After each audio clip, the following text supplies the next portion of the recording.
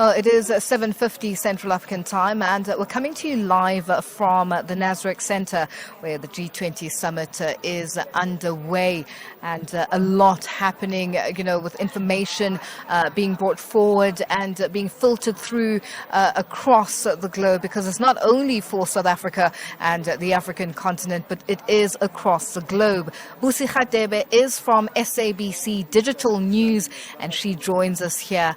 Busi, it's been a long day. It has, Lulu. It has been a very long day. Good evening to you and Good the listeners. evening. You know what? It's been a long but exciting day. A lot has happened. And talk to us about what's been trending.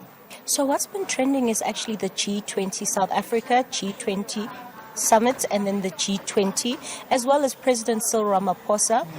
They've been trending. People have been commending the president for bringing such a wonderful event, to witness it in our country and the continent, a first for the continent. So people are excited to see world leaders descend and seeing them walking on the red carpet, the rolling coverage. So people are excited to see that.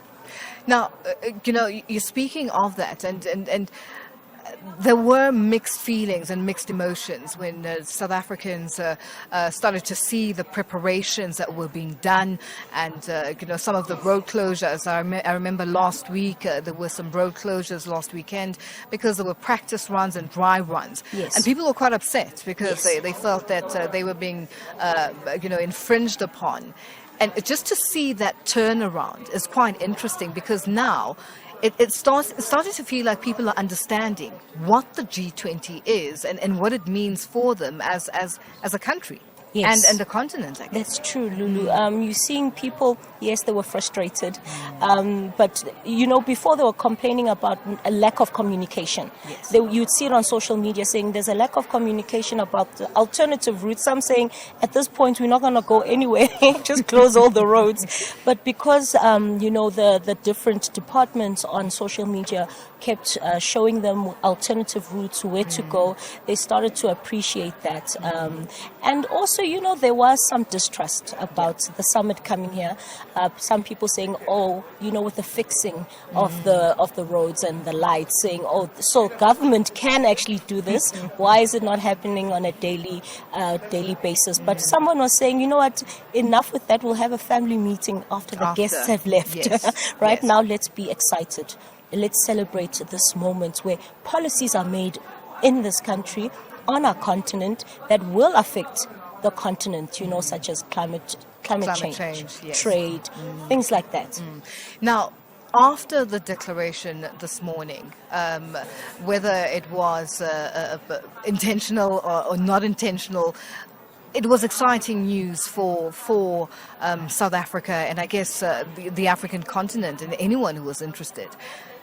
Was there a shift when you say President Ramaphosa has been commended by people on social media?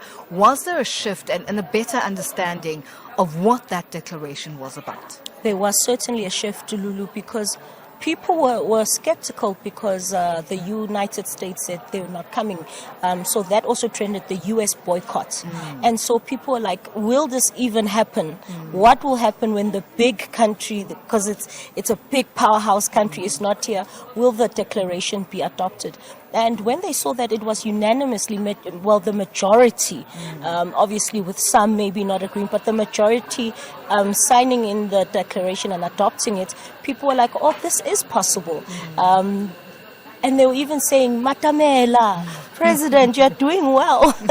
They even said this reminds them of the 2010 World Cup when it was in South Africa, that having that united feeling, having people being excited and seeing so many people, as you mentioned, it's been a long day, but we have over 1,000, I hear, media people, local and international. And there's still, a lot of them are still here, which is quite interesting because, leaders have left and come back, and it's when a leader comes through, Emmanuel Macron, the president of France, yes. arrived earlier, and literally it was a hustle and bustle. People wanting, the media just wanting to crowd him and speak to him and find out, what was coming up next and what they should look forward to. That's true. Even with the presidential spokesperson, Vincent Mangwenya, every time he walked, there was a swarm of media around him because they had so many questions. Yeah. And he came out at the time when they just said that they have adopted the declaration. Yes. So they had so many questions to us. Lulu, they asked questions such as, was Ukraine the focus when they adopted? And he said, not just Ukraine, conflict all over the world, including, DRC, including in Sudan and the Gaza. Middle East. Yes. So it's not just the Ukraine, and that the European leaders, they said that they will have side relations and talks during the G20 summit to map a way forward for the Ukraine. And just for interest's sake, what are you finding in terms of, the response or the reactions on digitally? Are you finding that it's young people that are becoming more interested? Is it the older people? What are you finding there on that front? It's more of the young people, because someone did actually say, what about the old people in the rural areas? Do they even know what's going on? You find that some people thought there wasn't enough information. But also you have PANSALB, the Pan South African Languages Board. Yes. They've been releasing G20 summit leaflets in the different languages. They had it in isiNdebele and isiXhosa, making it more inclusive so that people can actually understand. But it's mostly young people, older young people, urging the youth to take note of what's happening and telling them that, this is showing you that decisions and policies are not made in isolation. And whatever is decided on will impact Africa. Well, Busi, you've had a long day. It's been a pleasure chatting to you, and all the information that you're putting out there. It's quite interesting to see it unfolding and just how people are now more interested. And everyone wants to know what time it's ending tonight and tomorrow, when does it start? And, when do we start seeing the leaders leaving? So this is also quite an interesting time for everyone who is here. Thank you so much for joining us on Africa Update. Thank you for having me. That is Busi Radebe, who is from SABC Digital News, and talking everything that's trending with regards to the G20 summit happening here in South Africa. And it is a leaders summit. There is a bit of noise coming out there. And, I must tell you, it's apart from the G20 summit, there is also excitement when it comes to the rugby with the Springboks on the field. And, the media are literally, some of them are standing up now watching that.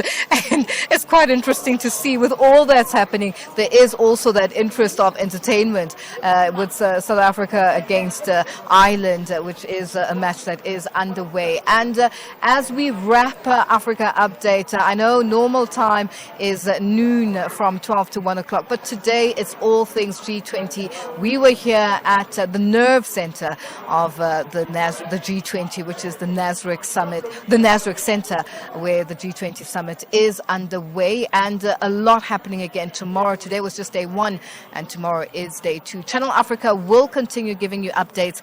We are going to have a team on the ground with updates with regards to what is happening and what decisions are going to be made going forward. It's been a great one. Continue with us on all our social media platforms and just let us know your thoughts and what you feel should have been covered or shouldn't have been covered at this summit. Thank you so much for joining us, and we will be back in studio as Africa Updates on Monday, 12 to 1. Continue with us on our socials and have a good evening. Bye-bye.